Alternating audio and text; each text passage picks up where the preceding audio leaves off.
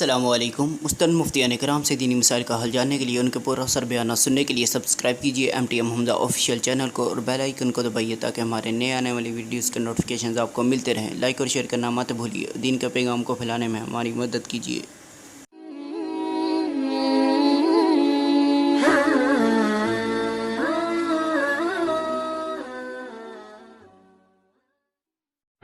الحمد للہ نحمده ونصلی علی رسولہ الکریم۔ ہو گیا بھائی؟ ایک تو چھوٹی سی وضاحت، ابھی ایک صاحب آئے تھے عصر کی نماز کے بعد مجھ سے ملاقات کے لیے، مجاہد کالونی جہاں میں پڑھتا تھا، ناظم آباد دارالافتاء والارشاد۔ یہ ٹک نہیں رہا، چلو ٹک گیا۔ کوئی اور چیز نہیں ہے؟ کوئی اور چیز دے دیں۔ وہ بھی کوئی صاحب آئے تھے عصر کی نماز کے بعد مجھ سے ملاقات کے لیے۔ وہ اگر سن رہے ہوں تو میں ان کو کہہ رہا ہوں، لائیو سن رہے ہوں یا ریکارڈ سنیں گے تو وہ مجھ سے رابطہ کریں، وہ سمجھ جائیں گے کہ میں کس کی بات کر رہا ہوں۔ وہ آئے تھے مجھ سے ملنے کے لیے، بتا رہے تھے کہ آپ کے بیان سنتا ہوں، اور وہاں دارالافتاء میں حضرت مفتی رشید احمد صاحب رحمۃ اللہ علیہ کے یہاں بھی آتے تھے، تو کہہ رہے بڑی دور سے آیا آپ سے ملاقات کے لیے۔ تو میں نے ان کو بٹھایا، چائے کا ایک دفعہ پوچھا، انہوں نے کہا نہیں پینی۔ ایک دفعہ میں تو انسان یہی کہتا ہے کہ نہیں پینی، تو میں نے ان سے کہا کہ چائے پی لیں، ایک دفعہ پوچھا، انہوں نے کہا نہیں۔ میں نے کہا چلو ٹھیک ہے، نہیں پینی ٹھیک ہے۔ تو مجھے پتہ چلا کہ وہ بیٹھ گئے ہیں، 9:15 بجے نماز ہے عشاء کی، بیان سن کے جائیں گے۔ مغرب کے بعد میں نے کہا ابھی تک بیچارے بیٹھے ہوئے ہیں اتنے انتظار میں، تو میں ذرا ان کے لیے کوئی چائے شائے کا انتظام کرتا ہوں۔ تو وہ میں انتظام کر رہا اور وہ غائب ہو گئے۔ تو یہ بے اکرامی والی بات ہو گئی نا، ایک آدمی اتنا لمبا ٹائم لے کے آیا ہے تو اسے چائے کا بھی نہیں پوچھا۔ مجھے بہت، میں نے ان کو تلاش کروایا بندہ گیا کہاں، تو انہوں نے کہا پتہ نہیں چلے گئے۔ تو وہ جو صاحب بھی ہیں، نہ مجھے ان کا نام یاد ہے، بس شکل بھی تھوڑی دیر تک یاد رہے گی، اس کے بعد وہ بھی دماغ سے نکل جائے گی۔ تو اگر وہ میرا بیان سن رہے ہیں تو مجھ سے فون پہ رابطہ کریں، تھوڑی ان سے معذرت کرنی ہے، معذرت۔ سوچیں گے کہ مولوی صاحب لوگ باتیں اتنی کرتے ہیں اور اخلاق دیکھو، عصر سے عشاء تک ایک بندہ آ کے بیٹھا ہے اور اس کو چائے کا بھی صرف ایک دفعہ ہلکا سا جیسے مس کال آتی ہے نا، ہلکی سی، بس واپس چلی جاتی ہے، آپ ریسیو کرنے سے پہلے ہی کال بند ہو جائے، اس طرح سے انہوں نے چائے کا پوچھا ہے۔ تو ان کو جو ہے وہ، اگر وہ میری بات اللہ کرے سن لیں کہ جہاں بھی ہوں۔ دوسری ایک بات یہ کہ تکلف جو ہے نا شریعت میں پسند نہیں ہے، تکلف۔ آج کل تکلف بہت ہے، بے دین آدمی جو ہے، بے دین، یہ ہو گیا کوئی مسئلہ نہیں، بے دین آدمی جو ہے نا، بے دینی کی جو زندگی، اس میں سب سے بڑا عذاب تکلف کا ہے۔ تکلف ایک ایسا عذاب ہے جس میں بے دین آدمی کو اللہ تعالیٰ جکڑ لیتے ہیں، تکلفات کے چکر میں آدھا ہوا جاتا ہے۔ آپ صلی اللہ علیہ وسلم کی زندگی تکلفات سے پاک تھی۔ تکلف سے پاک زندگی گزارو گے، خود بھی سکون میں رہو گے اور دوسرے بھی سکون میں رہیں گے۔ تو آج چونکہ اسی پر بات ہو گئی ہے تو میں تھوڑا سا اسی موضوع کو لے کے آگے چلتا ہوں۔ درس قرآن پھر جو آیتیں ہم نے چھوڑی تھی اگلے ہفتے سے ہو جائیں گی، اگر ٹائم بچا تو آج ہی سے شروع کر دیں گے، ورنہ وہ اگلے ہفتے سے۔ مہمان جب گھر میں آئے، نہ خود پریشان ہو نہ دوسروں کو پریشان کرے، اور جب آپ کے گھر میں کوئی مہمان آئے تو آپ بھی اس کی وجہ سے نہ پریشان ہو نہ اس کو پریشان کریں۔ شادیوں میں جاتے ہیں لفافے لے کے، دولہا کو لفافہ دینا ہے، تکلف ہے، یہ ایک رسم بن چکی ہے۔ جانا بھی عذاب اور ولیمہ کرنا بھی عذاب بن گیا ہے۔ نبی صلی اللہ علیہ وسلم نے سادگی سکھائی ہے۔ جب سادہ زندگی ہوتی ہے انسان کی، تکلف سے بالاتر ہوتی ہے، تو اس میں راحت ہوتی ہے۔ میں اس کی ایک مثال دیتا ہوں، رکھ رکھاؤ اور یہ چیزوں میں زیادہ نہ پڑا کرو۔ حضرت مولانا اشرف علی تھانوی رحمہ اللہ تعالیٰ کے پاس ایک انگریز آیا، تو حضرت مولانا اشرف علی تھانوی رحمہ اللہ تعالیٰ بہت غریب تھے، مسکین غریب، پیسے ویسے نہیں تھے، لیکن استغنا اتنا تھا کہ ان پہ شعر کہا ہے حضرت مجذوب رحمہ اللہ تعالیٰ نے، نہ لالچ دے سکیں تجھ کو کبھی سکوں کی جھنکاریں، تیرے دستے توکل میں تھیں استغنا کی تلواریں۔ سکوں کی جو جھنکار ہے نا وہ بھی دیکھ کے متاثر نہیں ہوتے تھے۔ تو ایک انگریز آیا، بہت بڑا آفیسر، ان کے گھر ملاقات کے لیے۔ ہم لوگوں کے گھر ملاقات کے لیے کوئی بڑا آدمی آ رہا ہو، سب پریشان ہو جاتے ہیں، گھر والے خود بھی پریشان، لوگوں کے گھروں سے پلیٹیں ادھار لے رہے ہوتے ہیں کہ یہ والے ڈنر سیٹ دیکھیں گے تو کیا سمجھیں گے غریب ہیں، پڑوسیوں سے لے لیا، گلاس ان کے گھر سے لیا بھائی، وغیرہ وغیرہ ساری چیزیں، اپنی کوئی چیز نہیں ہوتی، پریشان، صوفے کہیں سے منگوائے جا رہے ہیں اور معلوم نہیں کیا کیا ہوتا ہے۔ جو اوقات ہے بھائی اسی میں رہو، یہی ہے، پینا ہے پیو، نہیں تو بدلی گلی سے نکلو یہاں سے، تم نے ہمیں عزت نہیں دی تو ہماری صحت پہ کیا اثر پڑے گا۔ اپنے آپ کو اتنی عزت دار سمجھو کہ مصنوعی عزت کی ضرورت نہ رہے۔ میرا گلا بیٹھا ہوا ہے، اسی طرح ہی سنیں آپ لوگ، اپنے آپ کو اتنے عزت دار سمجھیں کہ مصنوعی عزت کی ضرورت نہ پڑے۔ ہمارے حضرت مفتی رشید احمد صاحب رحمہ اللہ تعالیٰ نے ابتدائی زمانہ بہت غربت میں گزارا ہے۔ فرماتے ہیں میں ایک چھوٹے سے گھر میں رہتا تھا اور ایسے رہتا تھا کہ لوگ مجھے سیٹھ سمجھتے تھے، قرضہ مانگنے آتے تھے مجھ سے۔ گھر بھی سب سے الگ تھلگ تھا، الگ تھلگ اس لیے تھا کہ ظاہر ہے اتنے پیسے نہیں تھے کہ سب کے ساتھ اسی اسٹینڈرڈ کا گھر لے سکیں جس علاقے میں رہتے تھے، الگ تھلگ۔ تو اب جس کی طبیعت میں ناشکری ہوتی ہے وہ کیا کہتا ہے کہ یار میں تو اس علاقے میں رہ کے بھی یہاں گھر نہیں بنا سکتا، مجھے تھوڑا الگ غریبوں کے علاقے میں گھر، رہائش کہیں اور، مدرسہ کہیں اور، مسجد کہیں اور، گھر الگ تھلگ۔ تو فرماتے تھے میں یہ سوچتا تھا کہ میں چونکہ بادشاہ ہوں اور بادشاہ اور وی آئی پی لوگوں کے گھر تھوڑے سے الگ تھلگ ہی ہوتے ہیں، ہم کوئی ایسے ایرے غیرے تھوڑی ہیں کہ ان لوگوں کے ساتھ ہی ہم بھی ساتھ گھر بنا لیں، ہمارا گھر تھوڑا ہٹ کے ہے، لکھا ہوتا ہے نا رکشے کے پیچھے اسٹائل ذرا ہٹ کے، ٹھیک ہے، ٹرک کے پیچھے نہیں لکھا ہوگا کبھی اسٹائل ذرا ہٹ کے، رکشے والا اپنی احساس کمتری مٹانے کے لیے کیا لکھتا ہے اسٹائل ذرا ہٹ کے۔ تو خیر وہ تو احساس کمتری میں مبتلا ہوتا ہے، آپ احساس کمتری کا شکار ہی نہ ہو، جو ہے یہ ہے بھائی۔ باقی عزت اور ذلت کا مدار ہے اعمال پر، اعمال اچھے ہیں اللہ بہت عزت دے دے گا، اعمال اچھے نہیں ہیں تو بھائی قارون سے زیادہ پیسہ نہیں کما سکتے اور فرعون سے بڑی حکومت نہیں بنا سکتے، عہدہ فرعون سے زیادہ نہیں ہو سکتا اور پیسہ قارون سے زیادہ نہیں آ سکتا۔ ان کا ساتھ کیا ہوا، کیا حشر ہو گیا ان کا، یہ وقتی چیزیں ہیں۔ کسی کے گلاس دیکھ کے، خواتین میں یہ بڑا مسئلہ ہے، گھر جاتی ہے نا تو ان کے گلاس دیکھ رہی ہوتی، ان کے کپ چیک کر رہی ہوتی، یہ غریب کپ ایسے رکھے ہوئے ہیں۔ البتہ کچھ چیزیں ایسی ہیں جو واقعتاً عزت اور ذلت کا معیار ہوتی ہیں، جو واقعتاً کسی کے گھر میں بیٹھنے کے لیے صوفے نہیں ہیں، اس سے تو عزت ذلت کا کوئی تعلق نہیں ہے۔ نبی کے گھر میں تو بیٹھنے کے لیے چادر نہیں تھی، صوفے تو بہت دور کی بات۔ البتہ کچھ چیزیں ایسی ہوتی ہیں کہ جب مہمان گھر میں آئے تو اپنی عزت بچانے کے لیے ان چیزوں کا خیال کرنا چاہیے، کیونکہ ان سے عزت انسان کی تیل ہو جاتی ہے۔ وہی گھر میں صفائی کا نظام ہونا چاہیے، صفائی غریب آدمی بھی کر سکتا ہے، امیر بھی کر سکتا ہے۔ اگر گھر میں چیزیں الٹی پلٹی، صفائی کا نظام نہیں ہے، پھر یہ چیز بے عزتی کی ہے کہ یہ پھوڑ لوگ ہیں، ان کے گھر کی عورتیں بھی پھوڑ، خود بھی پھوڑ۔ اور سلیقہ، صفائی الگ چیز ہے، سلیقہ الگ چیز ہے، سلیقہ بھی ہونا چاہیے۔ گھر میں کوئی مہمان آیا، چیزیں الٹی سلٹی پڑی ہوئی ہیں، لوٹا لیٹرین میں ہونا چاہیے، وہ رکھا ہوا ہے کچن میں، اس کی علامت ہے ان لوگوں میں سینس نہیں ہے۔ کچن کی پلیٹیں لیٹرین میں دھل رہی ہیں، پیمپر رکھے ہوئے ہیں، جہاں بچے نے جو کچھ اس نے کرنا تھا کیا، وہیں پیمپر اٹھا کے اسی بیڈ پہ رکھ دیا محترمہ نے۔ پیمپر پھینکنے کا سلیقہ نہیں ہے، کہاں پھینکنا ہے، کیا کرنا ہے، یہ پھوڑ ہونے کی علامت ہوتی ہے۔ تو مہمان آنے سے پہلے تھوڑی دیر کے لیے اس پھوڑ پنے کو درست کر لینا چاہیے، تھوڑی دیری کے لیے ہو، تاکہ اپنے عیب انسان خود دیکھے نا، دوسروں کو نہ دکھائے۔ بات آ رہی ہے سمجھ میں؟ آپ کے گھر میں گندگی ہے، صفائی نہیں ہے، تو یہ آپ میں عیب ہے. تو جیسے اپنے ظاہری عیب کو انسان چھپاتا ہے، گناہ والے عیب کو چھپانے کا حکم ہے یہ عیوب بھی چھپائے جائیں. کم از کم مہمان آنے سے پہلے گھر کی صفائی کر لینی چاہیے انسان کو.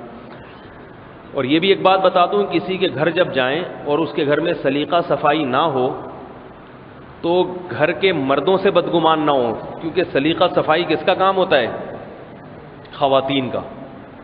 ممکن ہے بیچارہ ایک آدمی ہو، وہ خود سلیقے والا ہو، صفائی والا ہو، اس کی شادی ایسے خاندان میں ہو گئی جن میں سلیقہ صفائی نہیں. اب جب خاندان میں ہی سلیقہ صفائی نہیں ہے تو پھر آدمی اپنی بیوی کے علاوہ دنیا میں ہر ایک کو سمجھا سکتا ہے. بعض لوگ کہتے ہیں نا بھئی اگر یہ اتنا سلیقے صفائی والا بندہ ہے تو یہ اپنی بیوی کو سیدھا کیوں نہیں کر دیتا؟ تو دنیا میں سب کو سیدھا کیا جا سکتا ہے سوائے انسان کا روب ہر ایک پہ چلتا ہے، گھر پہ کسی کا روب نہیں چلتا. گھر میں سب جو ہے نا، وہ سنا ہے نا قصہ، ایک شیر تھا شیر جنگل کا، اس کی شادی تھی، اس نے شادی کارڈ تقسیم کیے، لومڑی کے ذمہ لگایا اس نے کہ میں جنگل کا شیر ہوں، میری شادی ہو رہی ہے، وی آئی پی قسم کے کارڈ بنوائے جائیں اور بارات میں کوئی گھٹیا خاندان کا گھٹیا آدمی نہیں ہونا چاہیے، ساری اونچی فیملی سے بلانگ جو کرتے ہو نا وہ لوگ ہونے چاہیے. چیتا آئے، بھیڑیا آئے، کتے کو بھی چلو اجازت ہے بہرحال اس کی بھی ایک حیثیت ہے تو کتا لیکن بہرحال. تو ایسے جو اونچے خاندان کے 12 سنگا آ جائے، گھٹیا نیچ خاندان کا کوئی جانور نہیں آنا چاہیے. جناب وہ کارڈ تقسیم ہو گئے، بارات جا رہی ہے، ٹٹیں ٹیں وہ باجا بج رہا ہے اور سارے ناچ رہے ہیں. شیر کی نظر پڑی کہ ایک چوہا جو ہے نا، چوہا وہ بھی بارات میں ناچتا ہوا نظر آیا، اس کو دونوں ہاتھ اوپر کر کے ناچ رہا ہے. شیر کی نظر پڑی، دل ملا گیا کہ یہ گھٹیا خاندان کا نیچ یہ میری بارات میں، یہ اس کو کس نے بلایا؟ گھٹیا خاندان کا گھٹیا آدمی. چوہے کا کیا کام ہے شیر کی شادی میں؟ فوراً وارنٹ گرفتاری کے جاری ہوئے، چوہے کو پکڑ کے لایا گیا. چوہا جناب سینہ اکڑتا ہوا چلتا ہوا آ رہا ہے. اسے بولا گیا کہ اسے شیر نے پوچھا کہ تجھے پتہ نہیں ہے میں جنگل کا بادشاہ ہوں، میری شادی میں تیری یہ اوقات تو نے شرکت کیوں کی؟ چوہا سینہ اکڑا کے بولتا ہے زیادہ باتیں نہیں کر، شادی سے پہلے میں بھی شیر ہی تھا. ٹھیک ہے نا، شادی سے پہلے میں بھی شیر تھا، تو بھی ایسے ہی ہو جائے گا تھوڑے دنوں میں. خاندان ہمارا بھی بہت اونچا ہے، شادی کے بعد سارے اسی قسم کے ہو جاتے ہیں. تو جو آدمی شادی سے پہلے شیر ہوتا ہے نا، ہر جگہ چلتی ہے اس کو پتہ نہیں بیوی کیسی مل جائے، تو پھر وہ کمپرومائز کرنا پڑتا ہے اس کو. بڑے بڑے ہم نے دیکھے ہیں لوگ بڑے سلیقے والے، تمیز والے، بیویاں پھوڑ مل گئیں ان کو. اب ظاہر ہے طلاقیں تو نہیں ہوتی، وہ تو گھر تو چلانا پڑتا ہے انسان کو. تو اب وہ لوگ حیران ہوتے ہیں ان کے گھروں کو دیکھ کے کہ یہ خود اتنے سلیقے صفائی والے، بیوی کو دیکھو، بڑے ذہین آدمی ہوتا ہے، بیوی ایسی احمق بیوقوف. تو ہر طرح کا سیٹ اپ چل رہا ہے معاشرے میں، تو کسی کو دیکھ کے کسی کو بدگمان نہیں ہونا چاہیے. ہاں یہ ہے کہ گھر میں سلیقہ نہیں ہے تو یہ مرد کا قصور نہیں ہے، یہ کس کا قصور ہے؟ عورت کا، گھر کی عورت کا قصور ہے. عورت سے بدگمان ہونا چاہیے. تو کچھ چیزیں تو ایسی ہیں کہ جن سے انسان کی واقعی بے عزتی ہوتی ہے، سلیقہ، صفائی، یہ دو چیزیں. باقی گھر میں چیزیں معیاری ہیں، مہنگی چیزیں ہیں، کم درجے کی چیزیں ہیں، یہ کوئی عزت کی چیز نہیں ہے. آپ جیسے ہیں ویسے دکھا دو اپنے، بھائی میں تو ایسا ہی ہوں، بیان ہے آؤ نہیں پتلی گلی سے نکلو یہاں سے. اور اپنے آپ کو عزت دار سمجھو. پڑوسیوں سے پلیٹیں لینے کی ضرورت نہیں ہے. جس گلاس میں خود پانی پیتے ہو یا جو مہمانوں کے لیے آپ نے اپنی حیثیت کے مطابق رکھا ہوا ہے وہ وہی ہے، وہی ٹیبل ہے، وہی گلاس ہے، وہی صوفے ہیں نہیں ہے یہی ہے. بیٹھنا ہے بیٹھو، نہیں تو نکلو یہاں سے. تو ہمارے اکابر جو تھے ان میں تکلف نہیں تھا. حضرت مولانا اشرف علی تھانوی رحمہ اللہ تعالی نے بڑی غربت میں وقت گزارا ہے. ان کے پاس ایک بہت بڑے انگریز آفیسر کا لیٹر آیا کہ میں آپ سے ملنا چاہتا ہوں. بہت بڑا آفیسر تھا. تو ہم ہوتے یا کوئی اور ہوتا تو ایسے بھائی وہ آ رہا ہے اس کے لیے کیا کیا جائے، ادھر سے صوفے منگوائے جائیں، ادھر سے یہ کیا جائے، ادھر سے وہ کیا جائے. میں نے بولا آنے دو. ان کی طبیعت میں، ان کے گھر والوں میں سلیقہ صفائی بہت تھا، بہت زیادہ۔ خیر جب وہ انگریز آیا ہے ملاقات کے لیے، اس نے کہا بیٹھوں کہاں؟ تو حضرت نے فرمایا یہ مٹکا رکھا ہے، اس کو الٹا کر کے اس پہ بیٹھ جاؤ۔ اس میں دو آپشن ہیں، اس میں یہ تو میں اپنی طرف سے وضاحت کر رہا ہوں۔ کرسی میں ایک ہی آپشن ہوتا ہے، سیدھا کر کے بیٹھ جاؤ بس، اور کچھ نہیں۔ مٹکے میں دونوں آپشن ہیں، یوں کر لو تو اس میں پانی ڈالا جا سکتا ہے، ٹھیک ہے، ایک تیر سے دو شکار۔ الٹا کر لو کرسی بن جائے گی۔ اگر کمر میں درد ہے، پیچھے ٹیک لگانا ہے، مٹکے کو اٹھا کے دیوار کے ساتھ رکھو، سیٹ بھی بن جائے گی اور ساتھ ساتھ ٹیک بھی لگا لو گے۔ البتہ یہ ضرور ہے کہ مٹکے پہ مٹکے جیسا آدمی نہ بیٹھے، کیونکہ مٹکا ٹوٹ جاتا ہے۔ کرسی تو وزن برداشت کر لیتی ہے، مٹکا ایک حد تک وزن برداشت کرتا ہے۔ وہ گورا تھا، وہ پتلا ہی ہوگا، گورے عام طور پہ پتلے ہی ہوتے ہیں۔ تو خیر وہ انگریز اس سے بڑا متاثر ہوا اس بات سے کہ دیکھو تکلف نہیں ہے، جیسے تھا آگے بیٹھ گئے، چلے گئے۔ اس نے پھر حضرت مولانا اشرف علی تھانوی رحمہ اللہ تعالیٰ سے سوال پوچھا، وہ بیان القرآن تصنیف فرما رہے تھے اس وقت۔ پوچھا کہ آپ یہ کیا لکھ رہے ہیں؟ انہوں نے کہا میں قرآن کی تفسیر لکھ رہا ہوں۔ تو اس گورے نے پوچھا کہ اس پہ آپ کو کتنے پیسے ملیں گے؟ انہوں نے کہا کچھ بھی نہیں ملے گا۔ کہا پھر یہ اتنا محنت والا کام آپ کیوں کر رہے ہیں؟ کہا مسلمانوں کی خدمت کے لیے۔ تو کہا مسلمان آپ کو اس کا کوئی وظیفہ دیں گے؟ انہوں نے کہا نہیں، اللہ تعالیٰ سے ثواب کی امید ہے۔ بہت حیران ہوا، کیونکہ ان کے ہاں یہ تصور نہیں ہے کہ کوئی انسانوں کی خدمت کرے صرف اللہ کو راضی کرنے کے لیے۔ ان کے ہاں یہ تصور نہیں ہے، کوئی کتاب لکھے اتنی بڑی بیان القرآن جو حضرت مولانا اشرف علی تھانوی کی تفسیر ہے۔ میں نے بہت ساری تفسیریں دیکھی ہیں، بلا مبالغہ بیان القرآن جیسی ایک تفسیر بھی نہیں ہے، ایک بھی نہیں ہے۔ تفسیروں میں طول ہوتا ہے، بہت لمبی بات، اور روایتیں صحیح بھی، ضعیف بھی، موضوع بھی، ہر طرح کی چھوٹی سی، اس میں جو آیت کی اصل تفسیر ہوتی ہے وہ رہ جاتی ہے۔ بیان القرآن کی جو تفسیر ہے، ایک ایک لفظ نپا تلائے، کوئی ایک حرف زیادہ نہیں ہے اور اس میں کسی حرف کی کمی نہیں ہے، بالکل ٹو دا پوائنٹ بات ہوتی ہے۔ اور یہ کام وہی کر سکتا ہے جس کو علم میں اللہ نے بہت مضبوطی اور پختگی دی ہو۔ جو آدمی کم درجے کا عالم ہوتا ہے نا، وہ جب تحریر لکھتا ہے تو وہ ادھر ادھر کی چیزیں بہت لا کے بھر دیتا ہے۔ اتنی موٹی موٹی کتابیں اس کی مارکیٹ میں آتی ہیں، لوگ سمجھتے ہیں اللہ نے بڑا علم دیا ہے اس کو، حالانکہ یہ علم نہیں ہوتا، یہ بیوقوفی والی حرکتیں ہوتی ہیں۔ ادھر اتنی ساری چیزیں لا لا کے اس میں نہ صحیح غلط کی تمیز، اس میں بس حدیثیں جمع کر دیں، نہ ضعیف حدیث کا پتہ چل رہا ہے نہ صحیح کا پتہ چل رہا ہے، اور ایسے ہی ایک چھاپ دیا۔ جو محقق ہوتے ہیں ان کی بات بہت جاندار ہوتی ہے۔ تو ایک واقعہ تو میں نے حضرت مولانا اشرف علی تھانوی رحمہ اللہ تعالیٰ کا سنایا۔ حدیث میں جو واقعہ ہے وہ تو بہت ہی عجیب ہے، اس سے پتہ چلتا ہے کہ صحابہ کرام تکلفات سے کتنا دور رہتے تھے۔ صحابہ کرام، حدیث میں آتا ہے ایک صحابی نے رسول اللہ صلی اللہ علیہ وسلم کی دعوت کی، عرض کیا یا رسول اللہ آپ میرے گھر کھانا کھا لیں۔ اللہ کے نبی نے فرمایا کہ ایک شرط پہ آؤں گا، عائشہ کو بھی بلاؤ، میری زوج، اس کو بھی دعوت ہے تو آؤں گا۔ ان صحابی نے کہا پھر نہیں۔ کیوں؟ ان کی گنجائش نہیں تھی دو آدمیوں کی، غریب تھے، گنجائش کتنی تھی؟ ایک کی۔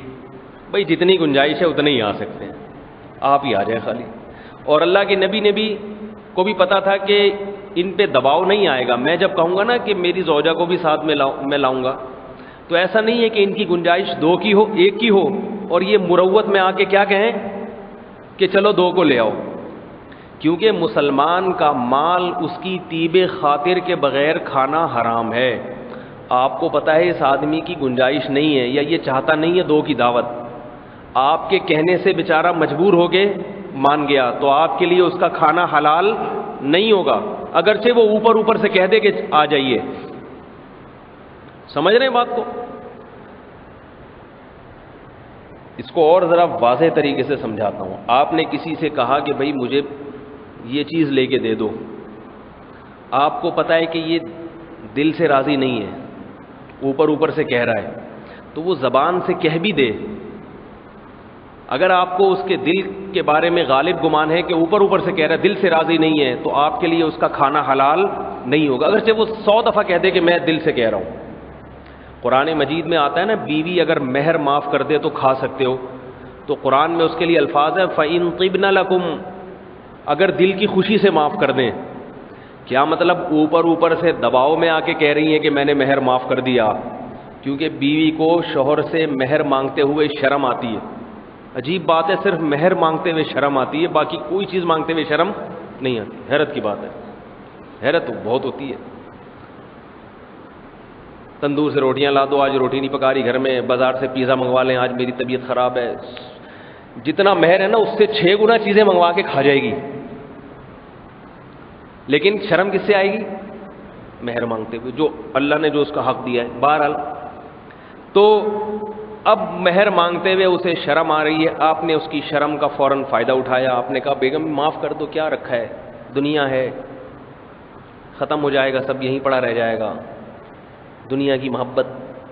بھائی دنیا کی محبت ہے تو دے دو نا، یاد رکھو دنیا کی محبت، دنیا سے جو ہمیں دل حکم ہے کہ دل نہ لگائیں، تو اس کا مطلب یہ ہے کہ حقوق ادا کریں دوسروں کے، دوسروں کو آخرت کی محبت یاد دلا کے حقوق معاف نہ کروائیں۔ سمجھ رہے بات کو؟ کیا ہوتا ہے، بہن اگر وراثت مانگتی ہے نا بھائی سے، تو بھائی کیا کہتا ہے، یہ دنیا ہے، سب یہیں رہ جائے گا، کیا کرے گی پیسے لے کے، مر جائیں گے، سب ختم ہو جائے گا۔ تو یہ غلط کر رہا ہے، ہونا یہ چاہیے کہ بھئی یہ دنیا ہے، سب یہیں رہ جائے گا، لہذا اس کو اس کا حق دے دو۔ کیا کروں گا بہن کا حق اپنے پاس رکھ کے؟ بعض لوگ قرآن حدیث کو فٹ غلط جگہ کرتے ہیں۔ ایک صاحب، جب میں نے ایک دفعہ شادی کی تو مجھ سے کہنے لگے دنیا ہے کیا، شادیوں کے چکر میں پڑ گئے۔ میں نے کہا دنیا ہے، ختم ہو جائیں گی مر کے سب، اس لیے ذمہ داریاں لے لو اپنے ذمے، ذمہ داریوں سے دور نہ بھاگو، اس لیے کہ یہ ذمہ داریاں موت کے ساتھ ہی ختم ہو جائیں گی۔ سمجھ میں آ رہی ہے بات کہ نہیں آ رہی؟ لوگ تو دور بھاگتے ہیں نا کہ ٹینشن میں نہ پڑ جائیں، کوئی بات نہیں بھائی، ساری زندگی کی ٹینشن نہیں ہے، تھوڑے دن کی ہے، اٹھا لو۔ تو صحیح استعمال قرآن و حدیث کا، یہ بھی ایک بہت بڑا مسئلہ ہے، جس میں تفقہ بصیرت ہوتی ہے، وہ قرآن حدیث کو صحیح جگہ فٹ کرتا ہے۔ قرآن حدیث جاننا آسان ہے، اس کو منطبق کرنا بڑا مشکل کام ہے۔ جتنے باطل فرقے دنیا میں وجود میں آ رہے ہیں، یہ سارے قرآن حدیث ہی کے نام پہ بنتے ہیں، لیکن ہوتا کیا ہے، قرآن بھی آتا، حدیث بھی آتی، اس کو ایڈجسٹ کرنا نہیں آتا، کدھر کون سی حدیث لگے گی، سارا فساد اسی کا ہے۔ اسی پہ شاعر نے کہا ہے نا، کم من قائل قولا صحیحا وآفتہ من الفہم السقیم، کہنے والے کتنی ہی کہنے والی باتیں ہیں جو صحیح کہی گئیں، مگر ان میں فساد اس لیے پیدا ہوا کہ ان باتوں کا مطلب غلط سمجھا گیا، سمجھنے والے میں شعور نہیں تھا، وہ سمجھنے کی صلاحیت نہیں رکھتا تھا۔ خیر کہاں سے کہاں بات جا رہی ہے؟ تو بہن کو وراثت نہیں دے رہا، وہ مانگتی ہے تو دنیا ہے، یہیں پڑا رہ جائے گا، تو بھائی یہیں پڑا رہ جائے گا تو دے دینا، تو کیوں سانپ بن کے بیٹھا ہوا ہے اس میں؟ تو حقوق دینے میں شریعت کہتی ہے کہ دنیا کا سوچو کہ یہ مر جاؤ گے، ختم ہو جائے گا۔ تو بیوی نے دل سے معاف کر دیا، قرآن کہہ رہا ہے دل سے، پھر معاف ہوگا۔ مہر اگر دل سے معاف نہیں کیا، شرما شرمی میں معاف کیا ہے، تو وہ معاف، بولو بھائی، نہیں ہوگا، اوپر اوپر سے کہنے سے نہیں ہوتا معاف۔ تو اسی طرح میرے بھائی، آپ کی کسی نے دعوت کی، آپ کو پتہ ہے شرما شرمی میں کر لی اس بیچارے نے، تو آپ کے لیے اس کا کھانا حلال نہیں ہوگا۔ یہاں ایک اور مسئلہ، بعض دفعہ مولوی صاحب چندہ مانگ لیتے ہیں، سیٹھ صاحب ماشاءاللہ کام ہو رہا ہے یہاں پہ، ذرا آپ چندہ دیں، یہ بھی جائز نہیں ہے، کیونکہ اس سے انسان جو سیٹھ صاحب ہے نا، وہ تھوڑے سے بیچارے دباؤ میں آ جاتے ہیں کہ مولوی صاحب نے مجھے کہا ہے، مجھے کچھ نہ کچھ تو دینا پڑے گا۔ ہمارے اکابر کا یہ طریقہ نہیں تھا، چندے کا اعلان ہوتا کھلے عام، بھائی یہ ہے چندہ ہے، دینا ہے، یہ مد ہے، اس میں جو بھی دے گا اپنے دل کی خوشی سے دے گا۔ سمجھ رہے بات کو؟ تو فوکس کرنا کہ آپ، ہاں بھائی آپ بتائیں، آپ ایسے میں نے دیکھا ہے بعض جگہوں پہ اس طرح نشاندہی کر کے نا، انگلیوں کے اشارے سے آپ بتائیں ماشاءاللہ کتنا تعاون کر رہے ہیں، وہ نہیں بھی کر رہا ہوتا تو بیچارے کو تعاون کرنا پڑتا ہے۔ یہ دل کی خوشی نہیں ہے تو یہ مسجد میں لگانا بھی حرام ہے، مسجد میں بھی وہ پیسہ لگے گا جو مسلمان اپنے دل کی خوشی سے دے گا۔ بعض دفعہ ایسا ہوتا ہے کہ حکیم الامہ کے دور میں تو بہت ہوتا تھا، آج کل تھوڑا رواج ختم ہو گیا ہے. پہلے یہ دستور چل پڑا تھا کہ جو کوئی کسی عالم سے ملنے جا رہا ہے تو وہ ہدیہ دیے بغیر اگر ملاقات کرتا ہے اس کو معیوب سمجھا جاتا تھا. یہ اپنے پیر صاحب سے ملاقات کے لیے جا رہا ہے تو ہدیہ کے بغیر چلا گیا، یہ معیوب سمجھا جاتا تھا. تو جو بھی جاتا تھا عالم سے، کسی بزرگ سے یا کسی عالم سے یا کسی پیر سے ملاقات کرنے کے لیے کچھ نہ کچھ ہدیہ ساتھ میں لے جاتا تھا. تو ہمارے اکابر نے جب یہ دیکھا کہ بھائی اب یہ کیا بن گئی ہے رسم، اب خالی ہاتھ جاتے ہوئے لوگوں کو شرم آ رہی ہے، تو ہمارے بزرگوں نے اس کو ختم کیا، ہدیے واپس کر دیا کرتے تھے. اور اس میں سب سے بڑا کردار حضرت مولانا اشرف علی تھانوی رحمہ اللہ تعالیٰ کا ہے. ہدیہ لیا ادھر سے واپس بلا کے اس کو واپس کر دیا. ایسے یہ رسم ختم ہوئی ہے. اب اتنی ختم ہو گئی، سمجھ رہے ہیں نا اب اتنی ختم ہو گئی ماشاءاللہ کہ وہ بالکل ہی ختم ہو گئی. لیکن پھر بھی کہیں بھی کسی عالم بزرگ کے پاس جاؤ، اگر ہدیہ دینے کا خیال ہو اپنے دل کو ٹٹولو. ایسا تو نہیں ہے کہ نہیں دوں گا تو میرے دل میں خیال آئے گا یار یہ کیا ہو رہا ہے اور وہ کیا سوچیں گے، یہ خیال ہے تو نہیں دو، سوچنے دو ان کو، کچھ نہیں ہوتا. بعض دفعہ میرے پاس دور دور سے لوگ آتے ہیں سفر کر کے، فون کر کے میں انگلینڈ سے آ رہا ہوں، میں سعودیہ سے آ رہا ہوں، میں فلاں جگہ سے آ رہا ہوں، فون کر کے آتے ہیں اور مالدار بھی ہوتے ہیں. آتے ہیں، اللہ کا بڑا فضل ہے، دل کی خوشی سے کہہ رہا ہوں، کوئی خدا نخواستہ کوئی شکوہ شکایت نہیں کہ میں اپنا خرچہ کرتا ہوں ان کے اوپر، میرے خرچے پہ رہ کے جاتے ہیں. میرا دل سینہ چوڑا ہو جاتا ہے کہ بھائی بے تکلف آدمی ہے، بے تکلف. اور جس کو یہ ہونا کہ جب بھی جاؤ کچھ نہ کچھ جیب میں رکھنا ہے، اس کے بارے میں پھر اطمینان نہیں ہوتا، پتہ نہیں کیا نیت ہے اس کی، دل کی خوشی سے ہے یا نہیں ہے، پتہ نہیں کیا، ایسا تو نہیں بیچارہ دباؤ میں ہے، مجبور ہوا ہے. تو یہ ایک ٹینشن والا کام ہو جاتا ہے. تو اس لیے تکلفات کو ختم کرو. ہدایہ کے لین دین سے محبت بڑھتی ہے، حدیث میں آتا ہے، مگر یہ جب بڑھتی ہے جب یہ کام دل کی خوشی سے ہو. دباؤ میں آ کے ہو گیا نا یار، پچھلے سال بھی پیر صاحب کے پاس گئے تھے تو ایک سوٹ دیا تھا، اس سال پھر جانا پڑ گیا، اب سوٹ تو ہے نہیں وہی والا، دینا پڑے گا. بچوں کی عیدی کا ہو نہیں رہا، یہ پیروں کے جو ہے نا جیبیں بھرو جا کے.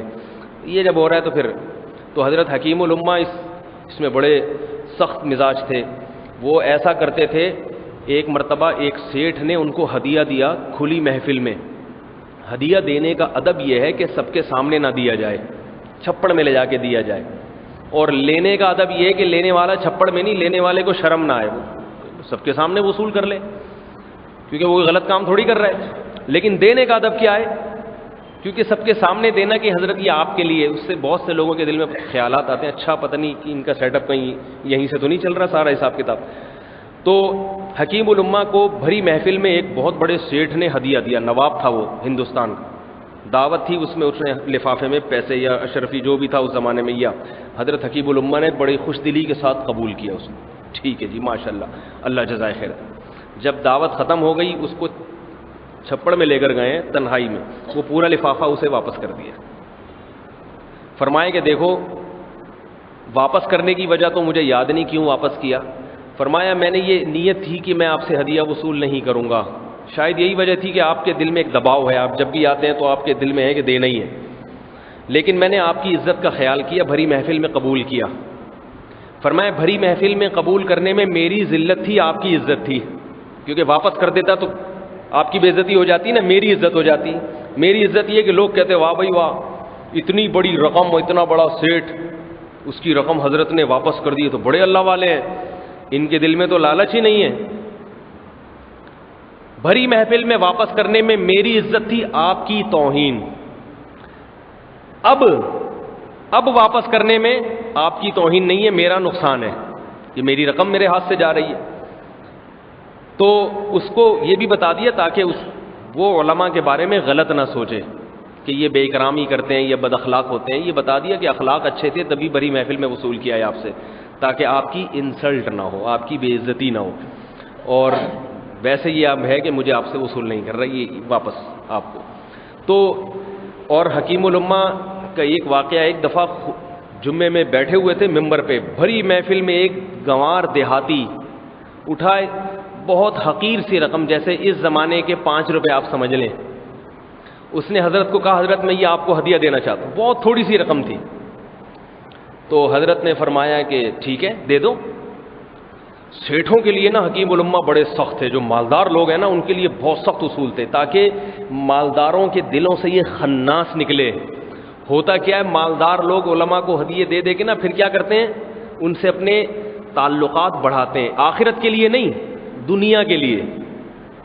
آخرت کے تعلقات وہ تو علماء سے بڑھانا ثواب ہے، دنیا کے لیے تعلق شو بازی ہوگی ہم دیکھیں، اور پھر جو ہے نا پھر وہ نیچا بھی دکھاتے ہیں. اب تو یہ ختم ہو گیا، پہلے بہت ہوتا تھا. اب علماء سے تعلق بڑھا کے بیچارے کو کیا ہو گیا، مولوی صاحبان کی کیا تعلق، کوئی کام تو مولوی صاحب کر کے نہیں دیتے. ہم سے تو لوگ تعلق مجھ سے اگر بڑھاتے بھی ہیں نا، میں کہتا ہوں کوئی نہ دنیا کا فائدہ ہے، آخرت کا تو پتہ نہیں، شاید آپ کے اخلاص کی بنیاد پہ ہو جائے، دنیا کا فائدہ نہیں ہوگا.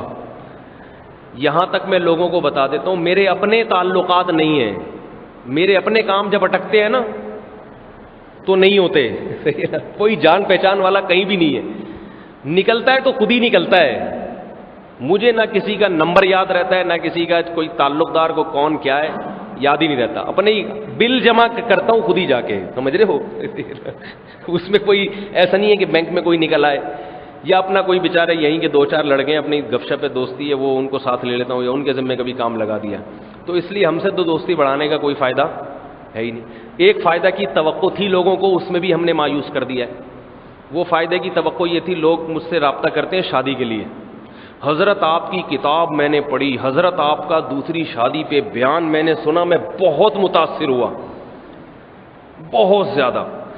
آپ سے اس سلسلے میں ملنا چاہتا ہوں، آپ سے اس سلسلے میں ملنا چاہتا ہوں. میں نے ان سے کہتا ہوں کہ اس سلسلے میں مل کے کیا کریں گے بھائی، آپ ہیں بھائی، کہہ رہے ہیں آپ نے کتاب لکھی ہے دوسری شادی پہ، تو میں بھی دوسری شادی کرنا چاہتا ہوں، اس سلسلے میں ملنا چاہتا ہوں. میں نے کہا میں نے کتاب میں کہیں یہ لکھا کہ اس سلسلے میں ملیں مجھ سے، ہے بھائی، یا اس سلسلے میں ملنے کی اہمیت پر کتاب میں کوئی مضمون ہو، عنوان ہے نا، فہرست ہے، عدل کیا کیسے ہوگا، جو عدل نہیں کر سکتا اس کے لیے حرام ہے، وغیرہ وغیرہ، پوری فہرست ہے. تو اس میں کہیں فہرست ہے کہ جو اس سلسلے میں ملنا چاہتے ہو مجھ سے وہ ملیں. کہہ رہے ہیں کہ نہیں آپ کا ایک بیان ہے اس میں آپ نے بہت ترغیب دی ہے. میں یہی کہتا ہوں بھائی ترغیب دی ہے اس سلسلے میں ملاقات کے لیے، اہمیت میں نے اس کی ترغیب نہیں دی. شادی کی ترغیب تو دی ہے کہ کریں، یہ ترغیب نہیں دی ہے کہ کرنے کے لیے مجھ سے ملیں. اس سلسلے میں میں آپ کی کوئی مدد کر نہیں سکتا، میرے تعلقات نہیں ہیں. تعلقات میرے جو ہیں نا لوگوں سے بس فون کی حد تک، مسائل کی حد تک، حلال حرام جائز نہ جائز، اس سے زیادہ نہیں کہ میں کسی کا اٹکا ہوا کام بنا دوں. اپنے میرا باہر جانا تھا بیان کے لیے سعودی عرب سے، وہ بیچارے ایک پارٹی ہے بہت عرصے سے کوشش کر رہی ہے سعودی عرب بلانے کی. حضرت آپ وہ کیا ہے چیمبر آف کامرس کیا کہتے ہیں اس کو، وہاں ہو، وہاں کوئی جان پہچان والا ہو تو فلانا ہو تو فلانا ہو، تو آپ کو ویزا لگ جائے گا. عمرے کا ویزا تو مل جاتا ہے، پورے سعودی عرب میں ٹریول کرنے کے لیے ویزا چاہیے، تو وہ آپ کا کوئی جاننے والا. تو پھر بالآخر انہی نے اب کوئی جاننے والا بتایا اپنا کہ ہمارا جاننے والا ہے وہاں، اس کو کال کر لیں. تو ہمارے نہ جاننے والے ہیں بھائی، ویزا اپنا نہیں لگ رہا ہمارا، تو دوسروں کا ویزا کہاں سے لگائیں گے. اور بھی اس طرح کی بہت ساری باتیں ہیں کہ راز کی باتیں کیا بتائیں آپ لوگوں سے.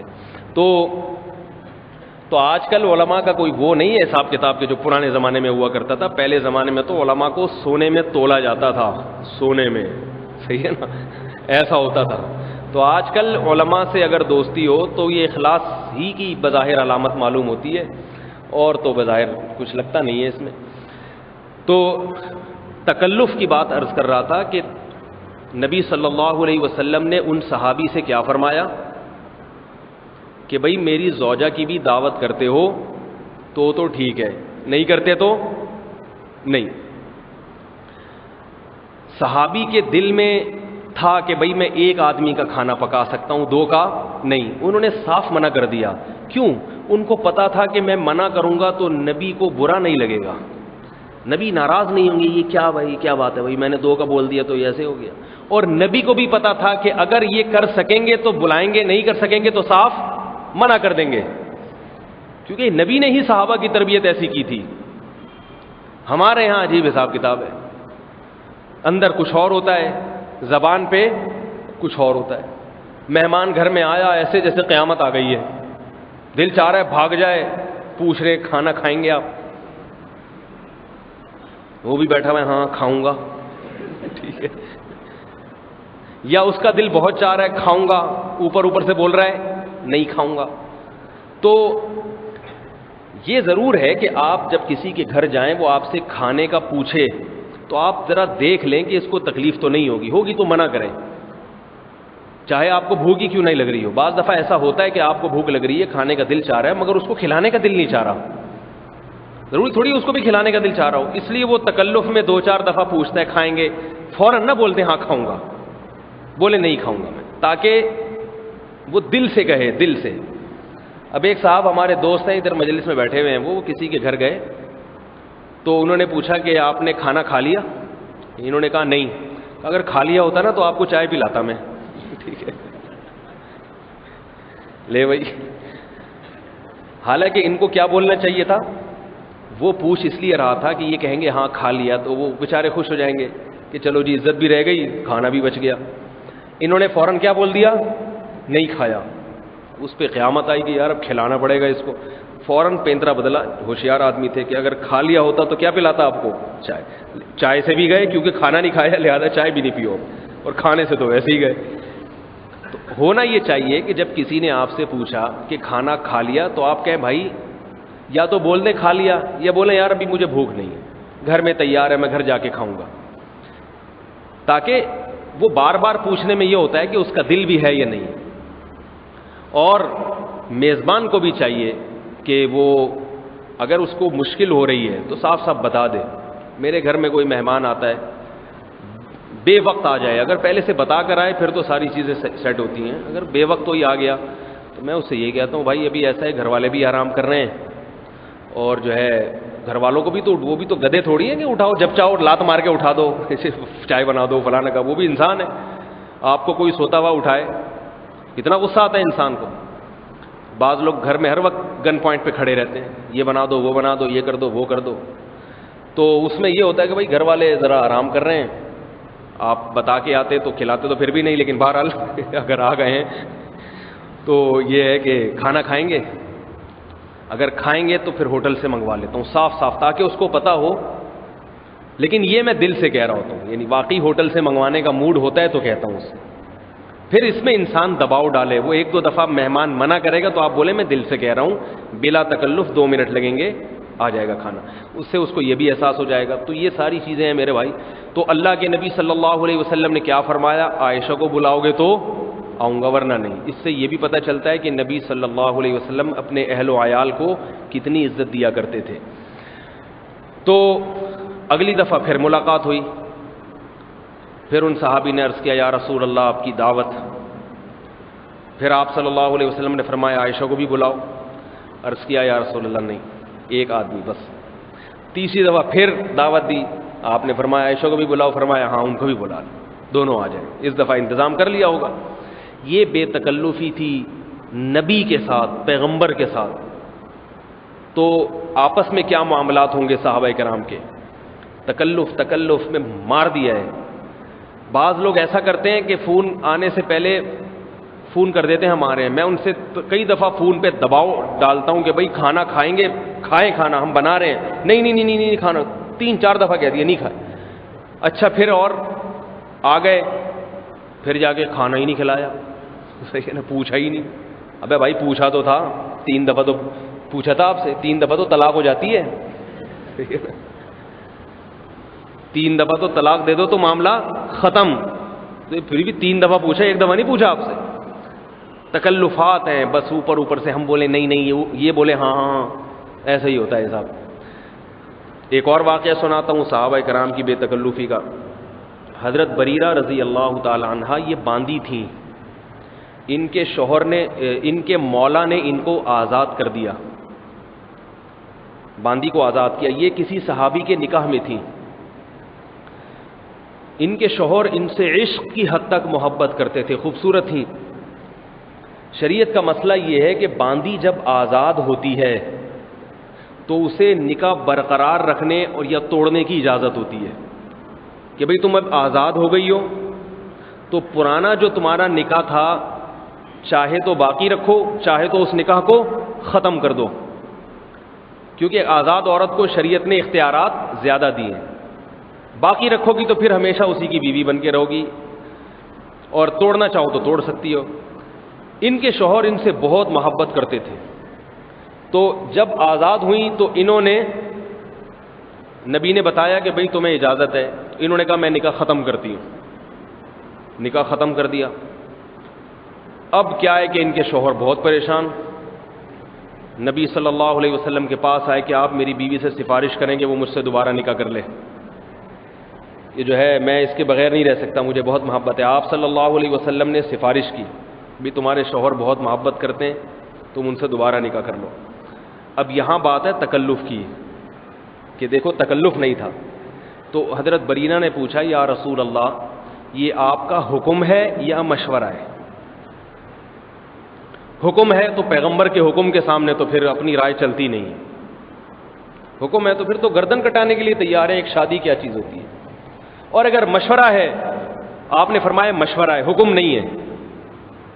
یہاں ایک اور بات بھی یاد رکھو، نبی صلی اللہ علیہ وسلم بھی صحابہ کرام کے ذاتی اور نجی معاملات میں آرڈر نہیں دیا کرتے تھے، اس لیے جو بعض خانقاہوں میں بعض جگہوں پر ایسا ہو رہا ہے کہ بعض پیر صاحب جو ہے نا شادی بیاہ کے جو طلاق اور نکاح کے جو معاملات ہیں نا ان میں بھی انسسٹ کرتے ہیں، دباؤ ڈالتے ہیں، یہ غلط ہے۔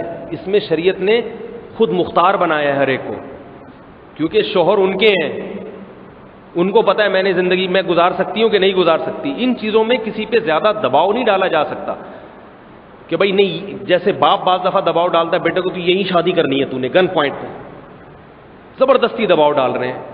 یہ ایسے ہی ہے جیسے ایک آدمی کو روٹی کھانے کا دل نہیں چاہ رہا، آپ کے کھانی پڑے گی تجھے گن پوائنٹ پہ، بھائی نہیں بھوک لگ رہی کیسے کھاؤں میں؟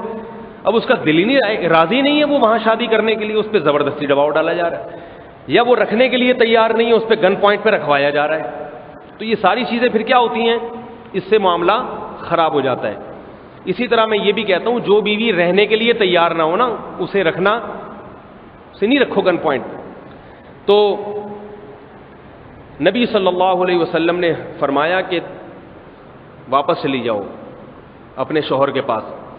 حضرت برینہ نے پوچھا یا رسول اللہ یہ آپ کا حکم ہے یا مشورہ؟ آپ صلی اللہ علیہ وسلم نے فرمایا مشورہ ہے۔ فرمایا قبول نہیں ہے، کیونکہ مشورہ کی شرعی حیثیت کیا ہے؟ مشورے کا مطلب ہوتا ہے رائے، سفارش، ریکویسٹ۔ اس میں شریعت آپ کو اختیار دیتی ہے کہ مشورہ جب کوئی آپ کو دے رہا ہے، مشورہ لیں، مگر عمل کس پہ کریں؟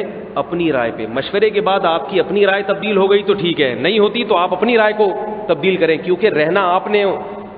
اور یہ بھی پتہ چل گیا کہ صحابہ کرام رسول اللہ صلی اللہ علیہ وسلم کو بھی بشر سمجھتے تھے، یہ سمجھتے تھے کہ آپ جو حکم دیں گے وہ تو اللہ کی طرف سے ہوگا، اس میں تو نو کا آپشن نہیں ہے، لیکن جب آپ مشورہ دیں گے تو وہ آپ کی ذاتی رائے ہوگی، جو صحیح بھی ہو سکتی ہے، غلط بھی ہو سکتی ہے، کیونکہ انسان ہونے کے ناطے، بشر ہونے کے ناطے ایک رائے ہے۔ وہ ایسے عقائد تھے صحابہ کرام کے، توحید پر ایسے مضبوط تھے صحابہ کرام۔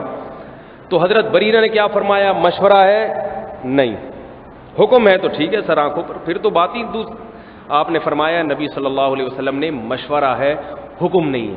تو دیکھو اس سے کیا پتہ چلتا ہے کہ صحابہ کے دل کتنے صاف تھے، بات سیدھی سیدھی کلیئر کٹ ہوتی تھی، یہ نہیں کہ زبان سے کچھ اور دل میں کچھ اور۔ ہم جب کسی کو مشورہ دیتے ہیں لیبل اس پہ مشورے کا لگاتے ہیں، لیکن دل میں کیا نیت ہوتی ہے؟ تو تیرے باپ کو بھی یہ کرنا پڑے گا، معذرت وہی بازاری زبان آ گئی، لیکن جب ہو یہ رہا ہے تو پھر یہی ہوگا نا، کرنا تو پڑے گا تجھے، میرا مشورہ ہے۔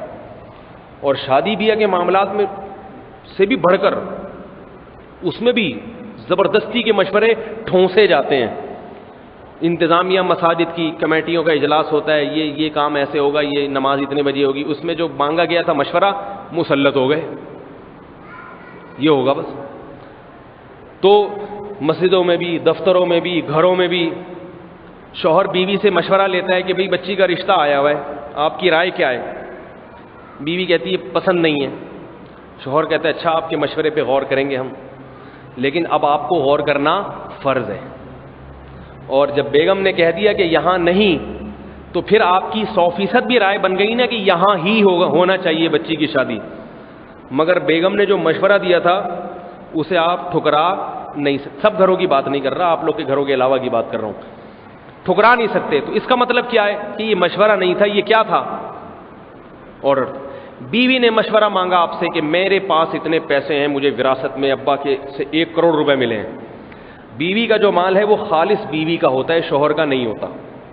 لیکن اخلاق کا تقاضا یہ ہے کہ بیوی اپنے نیک شوہر سے, جس کے دل میں دولت کی ذرا بھی محبت نہیں ہے, اس کو پتہ ہے کہ یہ میری دولت پہ ذرا بھی نگاہیں نہیں جماتا, بہت نیک شریف شرفا خاندان سے اس کا تعلق ہے, تو مشورہ لینی چاہیے ایسے محبت والے شوہر سے کہ 1 کروڑ روپے ہے, ضائع نہ ہو جائیں, میں چاہتی ہوں کہ ذرا آپ کے مشورے سے اس کو فلاں کاروبار میں لگا. شوہر فوراً مشورہ دے گا کہ یہ مجھے دے دو. مشورے میں یہ طے ہوا, اس کے دماغ میں ایک بات آئی تھی, یہ میں لگا دوں گا, آدھا میرا اس میں سے آدھا تمہارا. میرا اس لیے کہ کاروبار میں میں, کاروبار رن کون کرے گا؟ میں. اس چکر میں 50% میرے ہو گئے. مشورہ ہے. لیکن آپ نے مشورہ دیا, بیوی پھنس گئی. اب اگر وہ کہیں اور انویسٹ کرنا چاہے یا کچھ کرنا چاہے, آپ اس کا خون پی جاؤ گے. کیوں؟ آپ نے نام کیا استعمال کیا تھا؟ مشورے کا, کہ میں آپ کو مشورہ. دل میں نیت تھی آرڈر دینے مجھے ہی ہیں, ادھر ادھر نہیں دینے آپ. بیوی چاہ رہی ہے کہ میں ٹرسٹ میں دے دوں, میں اپنے بھائی کو دے دوں, میں اپنی بیوہ بہن کو دے دوں, میں کچھ یہاں کر دوں. آپ کو تکلیف ہو رہی ہے, اندر سے تل ملا رہے ہیں آپ, مشورے دے رہے ہیں آپ, نہیں نہیں یہاں نہیں, مشورہ یہ. تو یہ مشورہ نہیں ہوتا, یہ کیا ہوتا ہے؟ آرڈر ہوتا ہے. نام مشورے کا. مشورے کا مطلب یہ دے دیا, ختم ہو گئی بات, اس کو کرنے دیں. ٹھیک ہے. ہاں اگر آپ کا خیال ہے بیوی اتنی بیوقوف ہے کہ اپنا نقصان نہ کر بیٹھے الٹی سیدھی جگہوں پہ خرچ کر کے, پھر اگر آپ کو غصہ آتا ہے اس کے فائدے کے لیے. بعض عورتیں بیوقوف ہوتی ہیں, میرے پاس بھی بعض خواتین کے فون آتے ہیں, میرے پاس 30 لاکھ روپے پڑے ہوئے ہیں مفتی صاحب, میں آپ کو بزنس کے لیے دینا چاہتی ہوں. کہتے ہیں اللہ کا واسطہ, یہ مجھ سے تو کہہ دیا, کسی اور سے نہ کہنا. دنیا میں آج تک کبھی کوئی شخص کسی دوسرے کو اس کے پیسے پہ کما کے نہیں دیتا, یہ یاد رکھو, کبھی بھی نہیں دیتا. اب مجھے پتا ہے, مجھے فون کیا تو اور بھی 2-4 علماء کو کر دیا ہوگا, یا عام لوگوں کو بھی تبلیغ میں 4 مہینے لگا کر آئے, چلو ان کو دے دو. پیسہ دیکھ کے ہر آدمی بھاگتا ہے کہ فوراً دو مجھے, فوراً. تو میں پھر بتاتا ہوں کہ میرا اپنا جو کاروبار رن کیا ہوا ہے نا میں نے, اگر اس کی اوقات آپ آ کے دیکھ لیں, ٹھیک ہے, میرا جو اپنا رن کاروبار بزنس وہ میں نے رکھا ہوا ہے صرف شادی کے لیے. کہیں رشتہ بھیجتا ہوں نا تو لڑکی والے پوچھتے ہیں کہ امامت کے علاوہ بھی کچھ ہے, تو میں کہتا ہوں میرا بزنس ہے. تو ایک اچھے بھرم پڑتے ہیں اس سے, بزنس ہے بھائی, چلو کر دو شادی. بعد میں ان کو پتہ چلتا ہے بزنس کیا تھا بھائی. وہ بزنس شہد کی 5-6 بوتلیں مہینے میں بغیر کسی لیبل کے, ڈھکن کے بغیر. ایسا بھی بزنس کیا میں نے, کسٹمر کھڑے ہوئے, میں نے مسجد کے خادم کو کہا یار ان کو 5 بوتلیں شہد کی دے دے. وہ کہہ رہے بوتلیں ہیں, ڈھکن نہیں ہے. میں نے کہا بغیر ڈھکن کی دے دو, چلاؤ. ان سے بولو ڈھکن خود سے آگے لگا لیں, خالص شہد. ڈھکن خود ہی اپنے پیسوں سے, جب آپ اتنے کا شہد خرید سکتے, ڈھکن نہیں خرید سکتے کیا ہے یہ بزنس. تو ہمارے پاس ٹائم نہیں ہے بھائی بزنس کا, ٹھیک ہے. تو ایک رکھا ہوا ہے دکھانے کے لیے کہ کہیں بات ہوتی ہے تو آدمی ذرا عزت ہو جاتی ہے نا انسان کی. لوگ کہتے ہیں امام ہیں, امام کے کیا ہوتا ہے.